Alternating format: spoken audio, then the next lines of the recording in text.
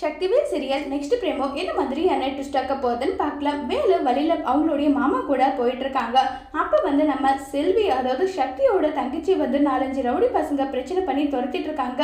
இதை வேலை பார்த்துட்டோம், மாமா இது சக்தியோட தங்கச்சிமான்னு சொல்லிட்டு அங்க இருக்கவங்களால சமயம் அடிக்கிறாங்க. அப்ப இங்க பாரு மாப்பிள்ள, மாலை போட்டிருக்க, யாரையும் அடிக்க கூடாதுன்னு சொன்னதும் பக்கத்துல ஒரு கோவில் இருக்கு, அந்த கோவில்ல மாலை கழட்டி வச்சுட்டு அங்க இருக்கவங்கள அடி நடிச்சிட்டு இருக்காங்க.